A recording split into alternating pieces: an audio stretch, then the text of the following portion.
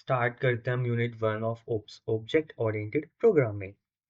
This is the syllabus of unit 1 जिसका हम पढ़ने वाले हैं इंट्रोडक्शन, ओप्स का introduction, benefits of using OOPs, four pillars जो कि होते हैं classes, object, inheritance, polymorphism.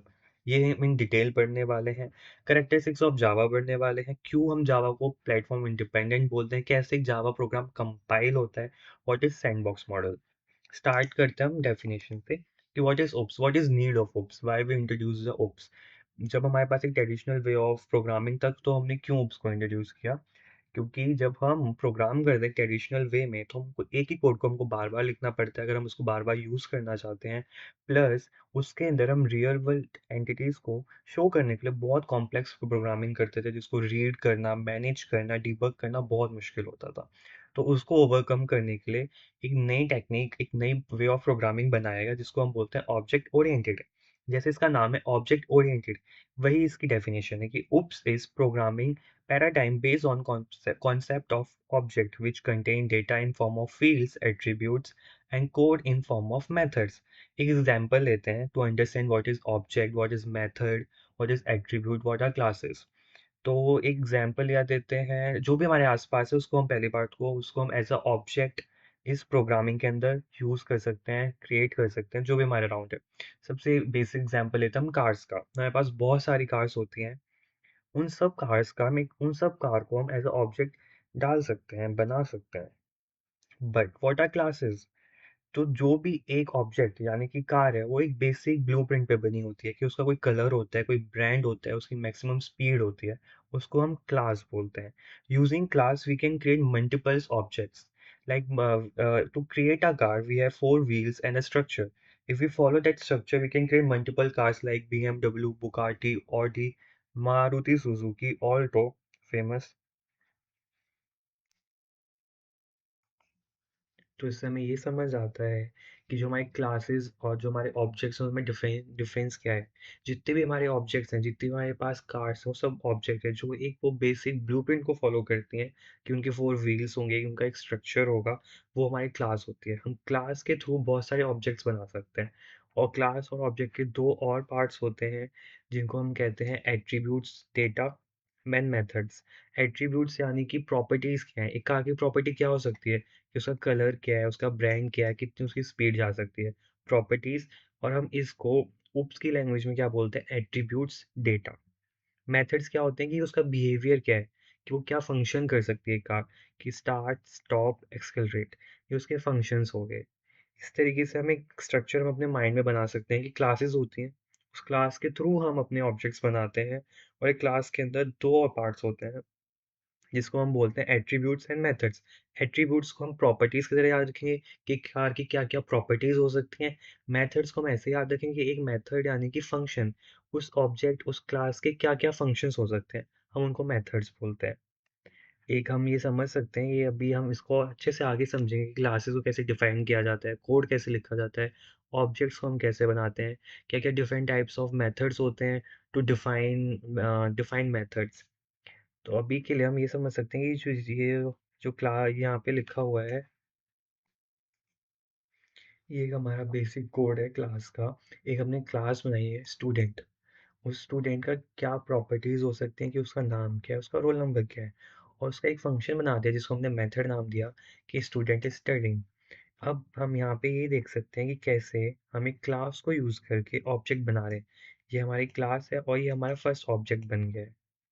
S1 is our first object of this class। हम इसको आगे बहुत अच्छे से बहुत डिटेल में समझने वाले हैं। For now, just take a look कि क्लास दिखती कैसी है, उस ऑब्जेक्ट क्या होता है। बस इस कोड को थोड़ा सा दिमाग में रखेंगे, हम आगे चल के इसको बहुत डिटेल में हम पढ़ने वाले हैं। तो लेट्स मूव फॉरवर्ड। तो एक बार सिलेबस देख लेते हैं कि अभी हमने कुछ नहीं पढ़ा, अभी हमने बस समझा कि उप्स क्या होती है। अब नेक्स्ट टॉपिक हमारा बेनिफिट्स ऑफ उप्स। तो हम ये आगे पढ़ते हैं कि बेनिफिट्स ऑफ उप्स क्या होता है, उससे पहले हम समझ लेते हैं जैसे क्लास क्या होता है, ऑब्जेक्ट क्या होता है, इनहेरिटेंस, पॉलीमॉर्फिज्म। क्योंकि अगर हमने फोर पिलर्स को समझ लिया तो हमारे बेनिफिट समझना बहुत ईजी हो जाएगा। तो हम स्टार्ट करते हैं सबसे पहले जावा से, कि एक जावा में प्रोग्राम लिखते कैसे हैं सो दैट क्लासेस, ऑब्जेक्ट, उससे हम बहुत बहुत इजीली फैमिलियर हो पाएंगे। तो this is our first code, hello world. इस तरीके से हम जावा में कोड लिखते हैं। तो हम एक बार इसको अच्छे से समझते हैं कि इन डिटेल कि हमने लिखा क्या है। तो हम देख सकते हैं कि यहाँ पे हमने लिखा है सबसे पहले क्लास हेलो वर्ल्ड। ये हम हर प्रोग्राम में जो भी हम जावा में प्रोग्राम करते हैं वो उप से पूरा स्ट्रक्चर्ड होता है कि ऑब्जेक्ट ओरिएंटेड होता है। तो हम जब भी कुछ लिखेंगे तो हम हमेशा एक क्लास डिफाइन करेंगे। तो हमने क्लास डिफाइन कर दिया हेलो वर्ल्ड। उसके बाद ही है पब्लिक स्टैटिक वॉइड मेन। ये एक स्ट्रक्चर है लिखने का, या फिर आप मेथड समझ सकते हो इसको एक तरीके से।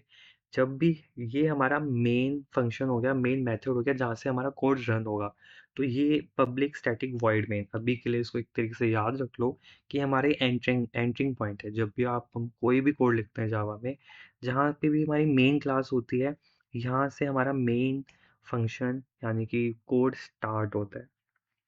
This is system out first code of Java hello world public class hello world. Hello world हमने इसको इसलिए नाम दिया अपनी क्लास का क्योंकि जो मेरी फाइल है जिसके अंदर मैं कोड कर रहा हूँ उसका नाम भी हेलो वर्ल्ड डॉट जावा से है। तो जो भी मेरी मेन क्लास होती है वो हमेशा फाइल के नेम से ही बनाई जाती है। और ये क्या है, public static void main. This is a way to write a code in Java. जैसे उसमें सी लैंग्वेज में होता है int int main void main, उसी टाइप से ये पब्लिक स्टैटिक वॉइड मेन। इसको हम अभी समझते हैं होता क्या है। अभी के लिए इसको इतना ध्यान रखो कि ये मेरा मेन एंट्रेंस है, जहाँ से मेरा जावा इंटरप्रेटर समझेगा कि मेरे को यहाँ से एंट्री लेनी है कोड के अंदर और यहाँ से कंपाइल करना शुरू करना है। System dot out dot println ये कमांड है जिसके थ्रू हम हेलो वर्ल्ड आउटपुट कर रहे हैं। इसके साथ आते हैं या ये क्लास हम समझ चुके हैं। क्लास क्या होता है, एक ब्लू प्रिंट होता है जिसके थ्रू हम कर काम अपना ऑब्जेक्ट्स बनाते हैं। पब्लिक मतलब जैसे नाम है पब्लिक, एक एक्सेसिबल मॉडिफायर है। पब्लिक मतलब वो सबके लिए अवेलेबल है। स्टैटिक जो भी एक मेथड है जिस क्लास का, उसको अगर मैं स्टैटिक बना देता हूँ तो मैं उसको डायरेक्टली यूज़ कर सकता हूँ विदाउट क्रिएटिंग ऑब्जेक्ट, जैसे कि हमने यहाँ पर करा है। ये system dot out dot println ये मेरा स्टैटिक है। जो मेरा सिस्टम है वो मेरी क्लास है और जो आउट है वो उसका एक मेथड है। और जो मेरा वो मेथड है आउट वो ऑलरेडी स्टैटिक है, इसलिए मैं उसको डायरेक्ट यूज़ कर सकता हूँ। इसलिए मैंने उसको डॉट के थ्रू यूज़ कर दिया, system dot out dot println. ये जो सिस्टम क्लास है वो हमें जावा के थ्रू मिलती है। बहुत सारी इनबिल्ट क्लासेस है, उनमें से एक सिस्टम है जिसके थ्रू हम इनपुट एंड आउटपुट ले सकते हैं। नाउ वॉइड, वॉइड हमारा रिटर्न टाइप हो गया है। ये जो हमने यहाँ पे लिखा है वॉइड, मेन हमारा स्टार्टिंग पॉइंट ऑफ प्रोग्राम हो गया है। ये हमारी command line and this is our print statement. Public static void main system out out dot println. हम स्टार्ट करते हैं अपना पहला टॉपिक क्लासेस। क्लासेस क्या होता है, classes are user defined data type that encapsulate data members variables and member function methods. जो हम अभी समझ के आ गए, क्लास क्या होता है, एक ग्रुपेंट होता है, उसके उसके अंदर दो चीज़ और होती हैं, दो सब पार्ट्स जिसको हम बोल सकते हैं एक तरीके से कि मेंबर्स जिसको हमने बोला था एट्रीब्यूट्स एंड डेटा फंक्शंस।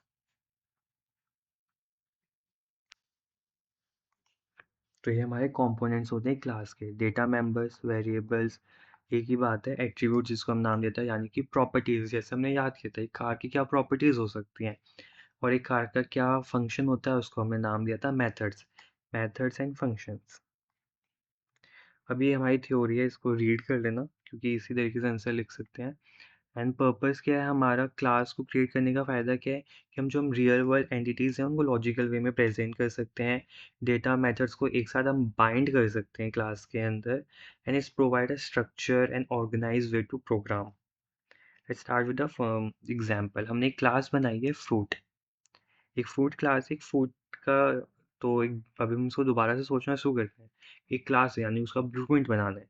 तो फ्रूट का क्या ब्लूप्रिंट बना सकता हूँ कि उसका नाम क्या है, उसका कलर क्या है। एंड प्लस दैट मैंने एक फंक्शन बना दिया जिसको मेथड्स भी बोलते हैं। बिहेवियर क्या है कि fruit dot name dot colour, कि हम एक आउटपुट दे रहे हैं कि ये मेरा फंक्शन है कि उस फ्रूट का नाम क्या है कि और उसका कलर क्या है। This is how we create a class.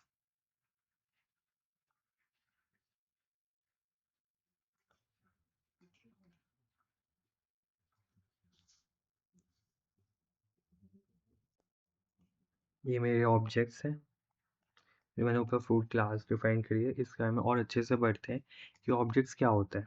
जो मेरा ऑब्जेक्ट होता है वो इंस्टेंस होता है क्लास का. This is a way to write a definition technical way. An object is an instance of a class that contain attributes and methods. Each object created from a class has its own copy of data members, allow multiple objects of a same class to exist independently. यानी कि जो हम class के through हम जो भी class के instance बनाते हैं हम उसको ऑब्जेक्ट कहते हैं और हम एक क्लास से बहुत सारे ऑब्जेक्ट बना सकते हैं and that object exist independently. वो आपस में उनका कुछ लेना देना नहीं होता है. हाँ, हम उनको कनेक्ट मतलब एक तरीके से डिपेंडेंसी भी बना सकते हैं जिसको हम इनहेरिटेंस कहते हैं. वो आगे पढ़ने वाले हैं. बट वो जितने भी ऑब्जेक्ट्स हम उसके थ्रू बना रहे हैं जितने भी इंस्टेंस बना रहे हैं हम क्लास को आपस में इंडिपेंडेंटली होते हैं एग्जिस्ट करते हैं. और जो कंपोनेंट होते हैं ऑब्जेक्ट के वो सेम होते हैं क्लास के, क्योंकि वही ब्लूप्रिंट को हम फॉलो करें. सेम एट्रीब्यूट्स होते हैं एंड सेम मेथड्स होते हैं उसके अंदर. स्टार्ट करता हूँ एग्जांपल से बेटर अंडरस्टैंडिंग के लिए. कि अभी हमने एक क्लास बनाई थी फ्रूट्स. उसके हमने दो एट्रीब्यूट्स रखे, नेम एंड कलर, और एक हमने उसका मेथड बनाया फंक्शन. अब मेरे को इसी क्लास के थ्रू अपना एक ऑब्जेक्ट बनाना है. तो हम कैसे ऑब्जेक्ट बनाएंगे वो देखते हैं. सबसे पहले मैंने अपनी मेन क्लास बनाई. जो मेरी मेन क्लास यानी कि जिस नाम से मैंने अपनी फाइल सेव कर रखी है मेन डॉट जावा. उसके बाद पब्लिक स्टैटिक वॉइड मेन. यहाँ से हम अपने जहाँ से कंपाइलर समझते हैं कि वो यहाँ से अब हमारा प्रोग्राम स्टार्ट हो गया, यहाँ से वो एंट्री लेता है कोड के थ्रू कोड के अंदर. और this is a way to create an instance of a class. कि हम सबसे पहले क्लास का नाम लिखते हैं. जो हमने क्लास का नाम रखा है फ्रूट. उसके बाद हम अपने इंस्टेंस यानी कि ऑब्जेक्ट को नाम देते हैं mango equals to new fruit. ये हमारा सिंटेक्स है एक ऑब्जेक्ट बनाने का. उसके बाद जब भी मुझे वही क्लास का एट्रीब्यूट यूज़ करना है या फिर मेथड यूज़ करना है तो मैं उसको डॉट के थ्रू यूज़ करते हैं. यानी कि हम उसको डॉट के थ्रू यूज़ करते हैं. अब मेरे को मैंगो मैंगो मैंने अपना ऑब्जेक्ट बना लिया है. अब मेरे को उसका नाम देना है कलर देना है यानी कि मेरे को एट्रीब्यूट्स यूज़ करने हैं उसकी प्रॉपर्टीज़ डिफाइन करनी है अपने ऑब्जेक्ट्स की. तो हम वो कैसे करेंगे mango dot name equals to mango mango dot colour equals to yellow. अब हम मेथड्स को कैसे यूज़ करते हैं उनको भी हम डॉट के थ्रू यूज़ करते हैं. अब हमने यहाँ पे मैंगो डॉट डिस्प्ले कर दिया. उसके बाद हमने दोबारा से एक और इंस्टेंस बनाया fruit orange equals to new. उसका हमने नाम दिया उसका कलर दिया एंड अगेन हमने उसका मेथड भी यूज़ किया.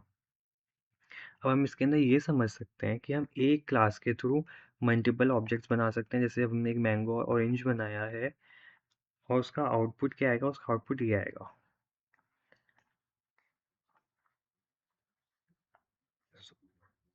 This is our output. अब इसमें हमें जो चीज़ कैच करनी है या फिर जो चीज़ समझनी है वो ये है. एक तो सबसे पहले सिंटैक्स कि सर सिंटैक्स बहुत बेसिक सिंटैक्स है. सबसे पहले हम क्लास का नाम लिखते हैं. उसके बाद हम अपना ऑब्जेक्ट का नाम देते हैं इक्वल्स टू न्यू, फिर क्लास का नाम. और कभी भी मेरे को कोई भी क्लास का access modifier. Next topic start करते हैं. इनहेरिटेंस.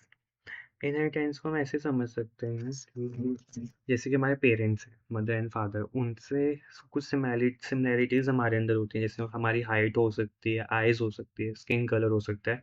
जो चीज़ हमने उनसे इनहेरिट करी है. लेकिन वहीं पर हमारी खुद की क्वालिटीज़ भी होती हैं.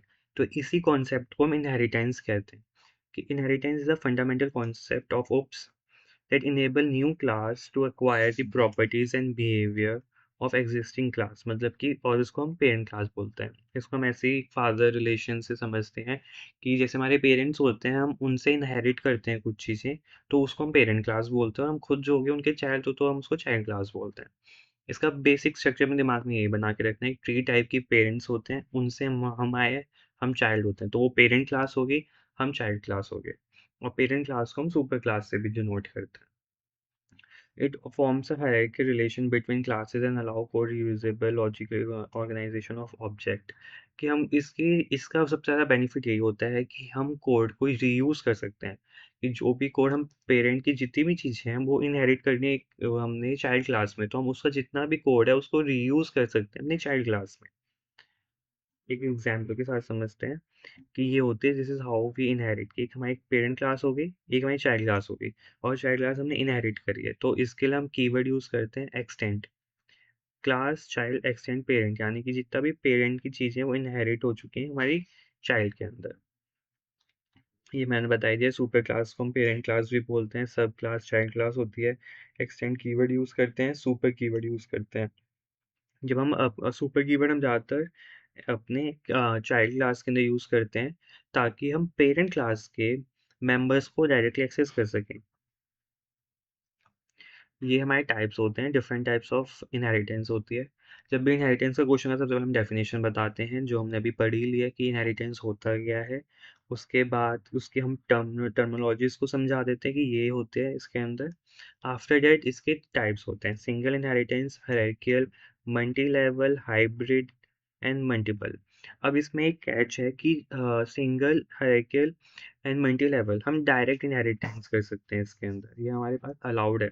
लेकिन हाइब्रिड और मल्टीपल इनहेरिटेंस हम डायरेक्ट नहीं कर सकते, जावा में अलाउड नहीं करता है। तो इन दोनों के लिए हमें इंटरफेस यूज़ करना होता है, उसको भी हम आगे समझेंगे। तो हम स्टार्ट करते हैं। सबसे पहले हम स्टार्ट करते हैं सिंगल से कि सिंगल क्या होता है। सिंगल मतलब एक पेरेंट है और उसका एक ही चाइल्ड है, तो ये हो गया सिंगल रिलेशन। ठीक है, और यही हमने इसका कि पेरेंट क्लास है, ये उसका मेथड है। ये चाइल्ड क्लास है जो हमने इनहेरिट करी है पेरेंट्स के थ्रू, और ये इसका मेथड है। फिर हमने इसके ऑब्जेक्ट्स बनाए हैं और हमने इसको हम जब रन करेंगे तो हमारा क्या आएगा, this is a parent class and this is child class. अब देखो, हमने ऑब्जेक्ट बनाया चाइल्ड क्लास का,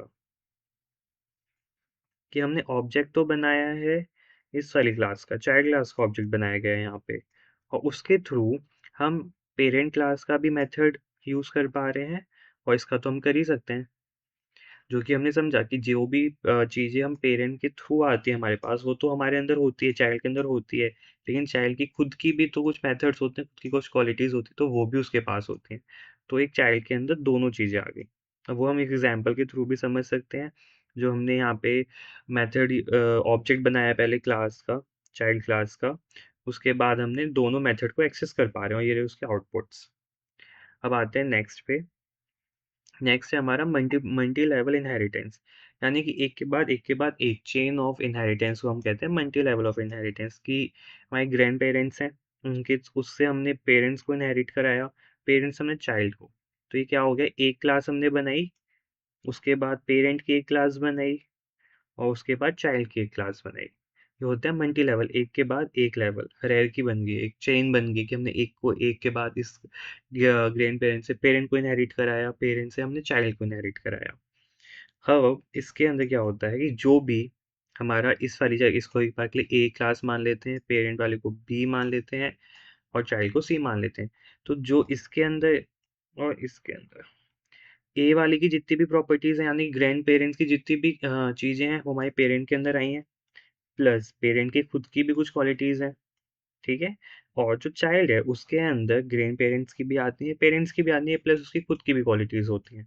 तो ये हो गया मल्टी लेवल। इसको हम ऐसे रिलेशन से समझते रहेंगे, बहुत ईजी होता है इनहेरिटेंस को, उससे समझ जा।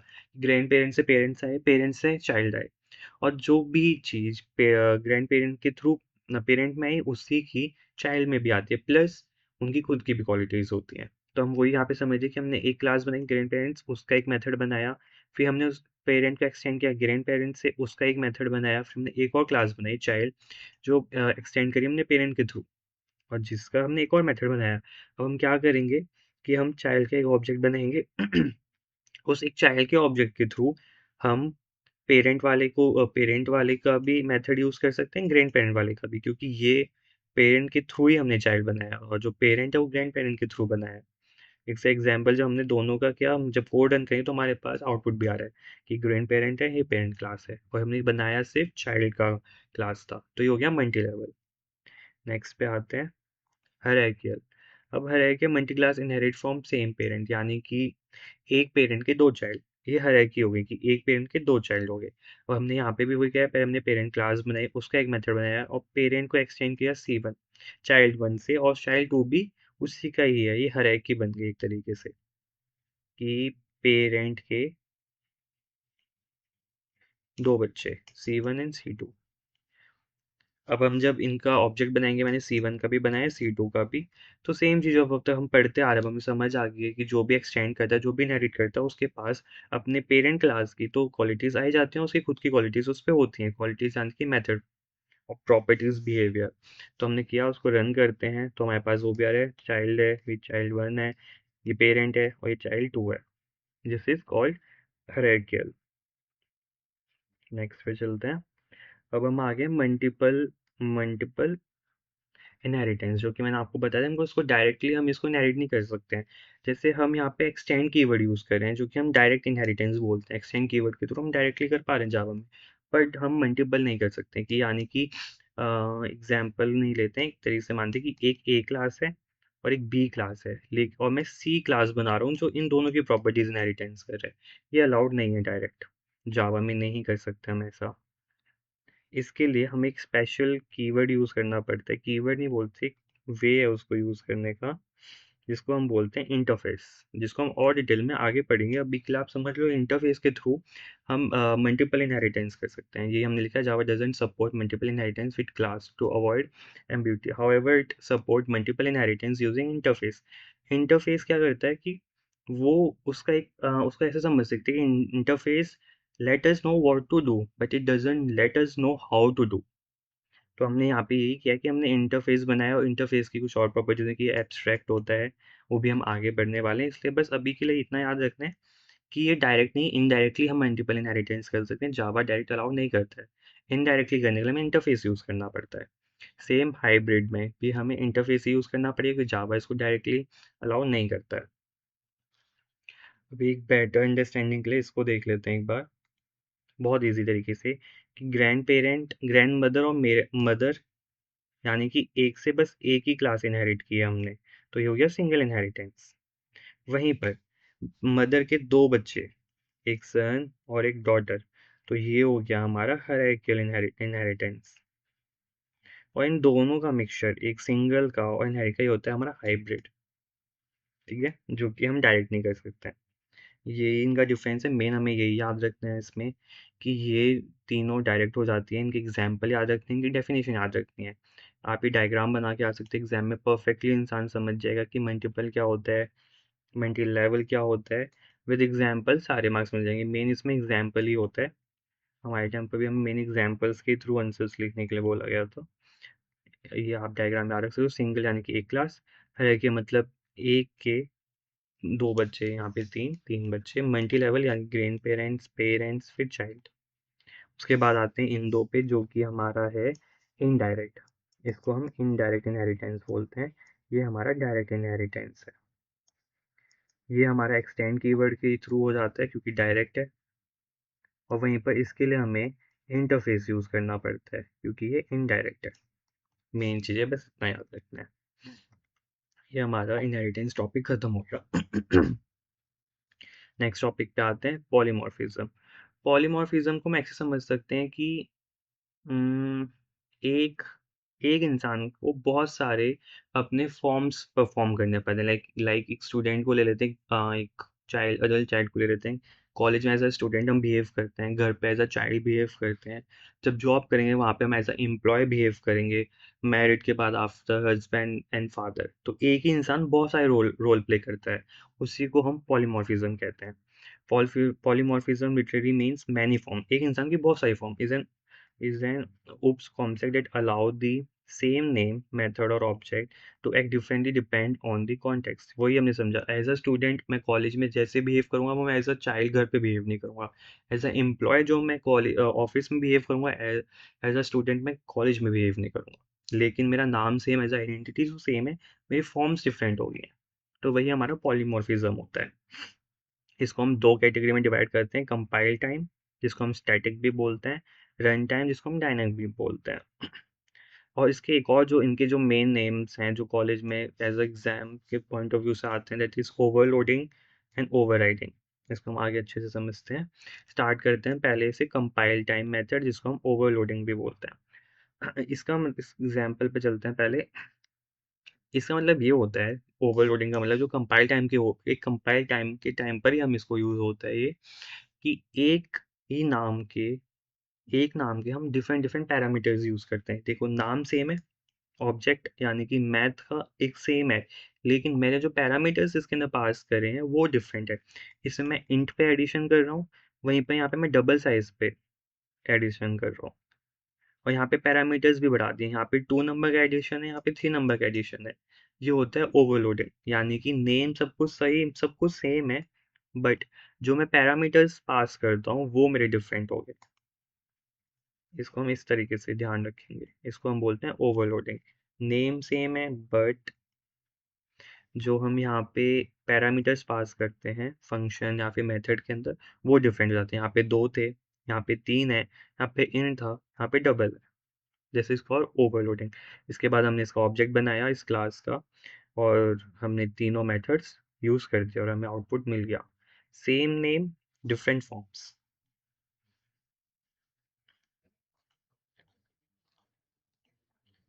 एक बार डेफिनेशन भी देख लेते हैं इसकी कि multi method is the same name or same class have same name but different parameter list, different number types or order of parameters.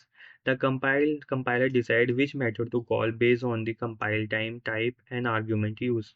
Key features: overload method must define in parameter signatures, can occur in same class or between superclass and subclass. Java allow overloading with primitive types. अब हम इसको समझ चुके हैं जो हमें definition मिली उसका में भी वो सेम चीज़ कह रहा है कि इसके अंदर सब कुछ सेम होना चाहिए लेकिन हमारे पैरामीटर्स डिफरेंट होने चाहिए। या तो वो एक से ज़्यादा हो सकते हैं या तो उनका टाइप चेंज कर दो। अब बात ये भी आती है कि हमारा वो कैसे समझेगा कंपाइलर हमारा इजीली समझ जाएगा। जैसे मैंने यहाँ पे 2 पैरामीटर्स पास करें तो वो समझ गया मैंने इंट के 2 पैरामीटर्स पास करें, वहीं पे डबल में हमने डेसिमल वाला भी कर दिया है तो उसको समझ आ जाएगा कि ये डेसिमल वाला है। वहीं पे मैंने 3 पैरामीटर्स पास कर दिया तो कंपाइलर ये भी समझ जाएगा मैंने ये वाला मेथड कॉल किया है। इसको हम बोलते हैं ओवरलोडिंग। पॉलीमॉर्फिज्म अगले पे आते हैं जो हमारा है रन टाइम पॉलीमॉर्फिज्म, जिसको हम ओवरराइडिंग भी बोलते हैं। अभी हमने इसके 2 मेथड्स पढ़े हैं। पॉलीमॉर्फिज्म के 2 मेथड होते हैं, एक कंपाइल एक रन, जिसको हम कंपाइल वाले को हम स्टैटिक भी बोलते हैं, रन वाले को हम डायनेमिक भी बोलते हैं। और इसको हम ओवरलोडिंग भी बोलते हैं और रन टाइम डायनेमिक वाले को हम ओवरराइडिंग भी बोलते हैं। जैसा कि नेम हमने समझा उसी हिसाब से ओवरलोडिंग यानी कि एक पे हम ओवरलोड करे जा रहे हैं कि नाम सब वो हमारा मेथड भी सेम है। इसको मैं ओवरलोड कर रहा हूँ कि पहले मेरा सिर्फ इंट था, अब मैंने डबल कर दिया उस पर और लोड डाल दिया है। पहले मेरे पास सिर्फ 2 पे एडिशन हो रहा था, अब मैंने 3 पे कर दिया उस पर और लोड डाल दिया है। तो उसको ऐसे भी याद रखना है, ओवरलोडिंग मतलब हम लोड ज़्यादा डाल रहे हैं मेथड पे अपना। वहीं पर ओवरराइडिंग ओवरराइडिंग मतलब हम जो लिखा है हम उसको ओवर रिटर्न कर दे रहे हैं, जो भी चीज़ है हम उसको चेंज कर दे रहे हैं। इस एग्जांपल पहले देखते हैं कि हमने एक क्लास है एनिमल, जिसकी साउंड हमने एक मेथड बनाया। अब मैंने इनहेरिट किया एनिमल को डॉग, यानी कि एनिमल एक डॉग को इनहेरिट क्लास कर दिया। लेकिन ऊपर मैंने जो साउंड दिया था, जो मैंने दिया था कि एनिमल एक साउंड जनरेट करता है, एनिमल मेक साउंड, लेकिन डॉग की हमें पता है उसकी साउंड क्या होती है। तो अब जो यहाँ पे मेथड था मैं उसको ओवरराइड कर दूंगा। ओवरराइड मतलब जो है उसको चेंज करके हम दूसरी क्वालिटी उसमें प्रोवाइड कर देते हैं कि डॉग बार्क करता है। इसको बोलते हैं ओवर रिटर्न। और यहाँ पे हम ऐसे भी लिखते हैं ओवर रिटर्न। वहीं पर एक और क्लास बनाई हमने कैट, जो भी एनिमल है लेकिन इसकी साउंड एनिमल साउंड करता है। अब मेरे को उसका नाम जो साउंड है मेरे को देनी है वो क्या साउंड करता है। तो एग्जिस्टिंग जो भी मेथड है मैं उसको ओवरराइड कर दूंगा। तो मैंने उसको ओवरराइड कर दिया कि कैट मेक्स म्याऊ। इसको हम बोलते हैं ओवरराइडिंग। उसके बाद हमने एनिमल के ऑब्जेक्ट्स बनाए, इंस्टेंस इसको हम बोलते हैं। उसके बाद हमने उसके मेथड्स कॉल करे। ये एनिमल का था तो सिंपल आया, डॉग का किया, कैट का किया, तो वो ओवरराइड हो गया। अब इसमें एक चीज़ है तो ध्यान रखने वाली है कि जब हम चेंजेस कर रहे हैं इसके अंदर हम देख सकते हैं हम इनहेरिटेंस भी कर रहे हैं, हम पॉलीमॉर्फिज्म दोनों चीज़ें यूज़ कर रहे हैं। मैंने इस वाली क्लास को इनहेरिट किया है और इस वाले से इस वाली को भी इनहेरिट किया है। एक क्लास से 2 हायरार्कियल बन गए यानी कि और जो भी इसके अंदर हमारा मेथड होता है जब मैं इनहेरिट करके ओवरराइड करता हूँ उसको, तो वो इसी क्लास के अंदर चेंज होता है सिर्फ। ये जो साउंड वाला हमारा मेथड है वो बस एनिमल डॉग वाले के लिए चेंज हुआ है। वहीं पर अगर मैं एनिमल को करता हूँ तो वो सेम है अभी भी, उसके अंदर कोई चेंजेस नहीं है। वो ओवर रिटर्न सिर्फ इस वाले ब्लॉक में हुआ है एक मेथड, यानी उसका स्कोप बस इतना था। वहीं पर कैट वाले के अंदर भी हमने ओवरराइड कर दिया है। वहीं पर अगर मैं कैट वाले में ओवरराइड नहीं करता और मैं डायरेक्ट यहाँ पे साउंड क्रिएट करता तो वहाँ पे ये हमारे पास आउटपुट ना कि ये दोबारा यहाँ पे लिखा जाता एनिमल मेक्स अ साउंड। समझे, यानी कि जो हमारा इस क्लास का मेथड है वो चेंज नहीं होता है अगर हम उसको ओवरराइड करते हैं दूसरे मेथड में। एक मिनट फिर से स्क्रीन देखते हैं जी। तो ये भी ध्यान रखना है कि ये वाला एक अलग है, ये क्लास अलग है, ये क्लास अलग है, इनके अंदर रिलेशनशिप बना दिया, ये इससे इनहेरिट हुई है और ये इससे इनहेरिट हुई है। इसका मेथड मैंने ओवरराइड कर दिया है, लेकिन इसका मेथड अभी भी इसी के पास है। ये न्यू मेथड है एक तरीके से, लेकिन उसको हमने एक्सेस तो मेरे पास है उसी का, मैंने उसको चेंज कर दिया है। इसको बोलते हैं ओवररिडन। A subclass redefine a method from superclass with same signature, same name, parameter, compatibility and return type। जैसे कि ओवरलोडिंग में सेम था लेकिन पैरामीटर्स चेंज हो गए थे, वहीं पर इसमें पैरामीटर्स भी सेम होते हैं, उसके अंदर का जो कंटेंट है वो चेंज हो गया है। Method call resolve the actual object type at run time. ये रन टाइम पर होता है, वो कंपाइल टाइम पर होता है। कि ये रन टाइम पर एक्चुअली कंपाइल उस ऑब्जेक्ट का रन टाइम जो होता है वहाँ पे उसका बिहेवियर चेंज हो रहा था, वहाँ से चेंज कर लेता है। वहीं पर इसके भी की मेथड्स हैं कि method signature must same, name और पैरामीटर सेम होना चाहिए, एक्सेस लेवल इज सब क्लास मस्ट बी सेम और लेस रिस्ट्रिक्टिव यानी कि वो प्रोटेक्टिव या फिर स्टैटिक नहीं होना चाहिए, उसके थ्रू हम नहीं कर पाएंगे पॉलीमॉर्फिज्म, पब्लिक होना चाहिए। Return time can be same और कोवेंट यानी कि सेम हो सकता है, फिर हम उसको थोड़ा बहुत चेंज कर सकते हैं। और use over return notation is good practice. हाँ, मतलब आप हम ये अगर वो at the rate over return नहीं लिखते हैं तब भी वो हो जाते हैं, लेकिन एक समझने के लिए टू रीड, अगर बाद में आके उसको कोई रीड करता है उसके लिए वो ईजी हो जाएगा। यही हमारा इसकी डेफिनेशन है। ये हमने दो इसके टाइप्स भी पढ़ ली। अब हमारा नेक्स्ट टॉपिक है जावा सैंडबॉक्सिंग। जावा सैंडबॉक्सिंग बहुत इंपॉर्टेंट टॉपिक है, हर बार ही आता है, यानी ये बहुत इंपॉर्टेंट है। जावा सैंडबॉक्सिंग होता क्या है? It is a security mechanism. सबसे बेसिक हमें दिमाग में ये रखना है कि सिक्योरिटी मैकेनिज्म है जो रिस्ट्रिक्ट करता है execution of untrusted potentially unsafe code such as Java applets within a controlled environment known as a sandbox. यानी कि ये क्या करता है कि जो भी हमें ऐसा कोड लगता है जावा का जो पोटेंशियली अनसेफ है या फिर अनट्रस्टेड है, उस उतने कोड को ये अलग इन्वायरमेंट में रन करता है और उस इन्वायरमेंट को हम क्या बोलते हैं? Sandbox. It ensures that code run in isolation without unrestricted access to system resources like file और operating system। वही के restrictions लगा देता है कि ये बस इतना ही एक्सेस कर सकता है और उसी को हम सैंडबॉक्स कहते हैं। When Java templates or program are downloaded from the internet, they could contain harmful bugs. To prevent such code from damaging host system, Java provides sandbox environment. The sandbox environment acts as a virtual boundary within which the code can execute safely. वही बार बार इसमें लिखा हुआ है कि जावा सबसे best क्यों होता है, वो अपनी सिक्योरिटी के लिए सबसे बेस्ट होता है। और कैसे सिक्योरिटी प्रोवाइड करता है वो जावा सैंडबॉक्सिंग के थ्रू, कि जितना भी अनट्रस्टेड या फिर कोई भी अलग से डाउनलोडेड कोड है तो उसको रन करने के लिए जावा एक अलग इन्वायरमेंट क्रिएट कर देता है। वहाँ पे उसकी रिस्ट्रिक्शंस भी होती हैं कि बस इतना इतना चीज़ें ही एक्सेस कर सकता है वो कोड और उसको हम कहते हैं जावा सैंडबॉक्स। उसने इन्वायरमेंट को हम क्या कहते हैं? Sandbox. Inside Sandbox, the applet is allowed to perform only limited and predefined actions, such as simple computation or user interface operation. It cannot read or write file, make unauthorized a network connection, or access local file resources unless explicitly granted permission। ये इसमें अब next में ये बता दिया वो क्या क्या नहीं करने देता है इन्वायरमेंट कि वो रीड एंड वो कैन नॉट रीड और राइट फाइल।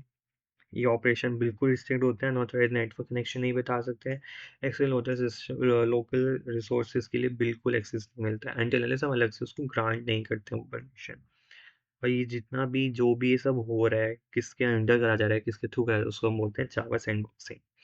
नेक्स्ट पे आते हैं कि जावा सैंडबॉक्सिंग में मेजर हमें जो वर्किंग याद रखनी है वो डेफिनेशन थी वर्किंग कि इसके अंदर हमें चार चीज़ें याद रखनी है main: class loader, byte code verifier and security manager. अब इसकी वर्किंग समझो। क्लास लोडर क्या करता है, जितना भी अनट्रस्टेड कोड है उसको लोड करता है सेपरेट, यानी कि जितने भी कोड है उनको अलग अलग बॉक्सेस यानी कि अलग अलग जगह अलग अलग आइसोलेटेड सिस्टम में उनको लोड कर देता है। ये काम होता है क्लास लोडर के, अलग अलग क्लासेस को अलग अलग इन्वायरमेंट में लोड कर देना।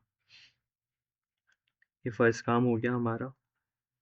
आफ्टर दैट बाइट वेरिफिकेशन क्या करता है, जो कोड है जब वो बाइट कोड बन चुका होता है वो चेक करता है कि उसके अंदर कोई भी इलीगल इंस्ट्रक्शन नहीं है, क्या वो कोई सिक्योरिटी तो नहीं वायलेट कर रहा है। बिफोर एग्जीक्यूशन बाइट को वेरीफाई उस बाइट कोड को वेरीफाई करता है कि जितना भी हमारे पास बाइट कोड आ गया है उसके अंदर कोई इश्यू तो नहीं है, क्या वो कोई ऐसी एक्शन तो नहीं कर रहा जो हम उसको प्रोहिबिटेड कर रखा है, या कोई उसके अंदर इलीगल इंस्ट्रक्शन है, यानी कि रीड और write of any file, connection करना, या फिर लोकल सिस्टम रिसोर्सेज को यूज़ करना।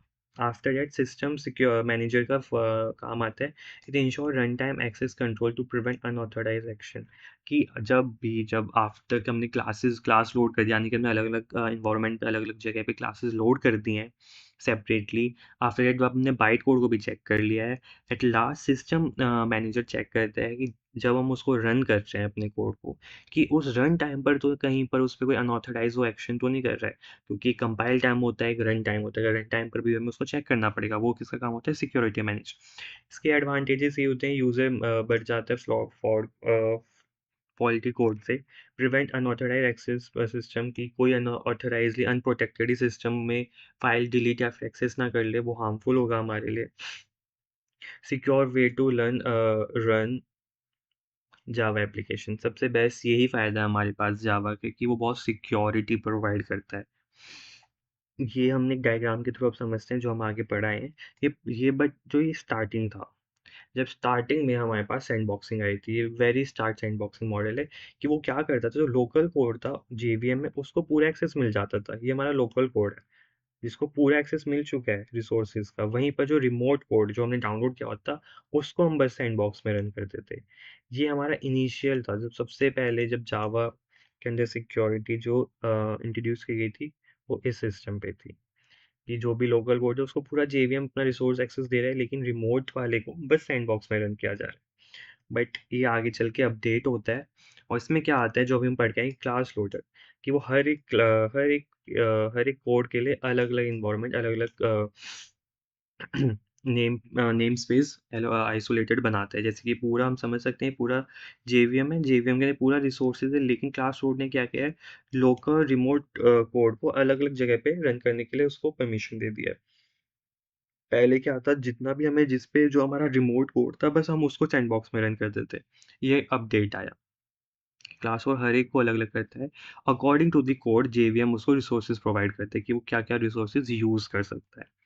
अब इन डिटेल पढ़ लेते हैं। अभी हमने जो की कंपोनेंट्स पढ़े सैंडबॉक्सिंग के, Java designed to type safe and security by design, feature like automatic memory management, garbage collection, array range checking, यानी कि इसका मतलब ये है कि सी लैंग्वेज के अंदर हम गार्बेज कलेक्शन हमें ऑटोमेटिक नहीं होता है, हमें उसको खुद से करना पड़ता है। वहीं पर जावा क्या करता है, जो भी कोई चीज़ है जो बहुत देर से नहीं यूज़ करी, वो गार्बेज कलेक्शन या फिर मेमोरी ऑटोमेटिकली वो खुद ही रिजॉल्व कर लेता है, हमें अपनी तरफ से नहीं करना पड़ता है, जो कि हमें सी और सी लैंग्वेज में करना पड़ता है। Compile and bytecode verification, after Java code is compiled into bytecode. Bytecode check if illegal instruction or security violation execution से पहले हो रहा है, जो हम अभी रीड कर चुके हैं वही लिखा है इसमें। Next, class loader play a key role in defining separate namespace for classes load from different sources.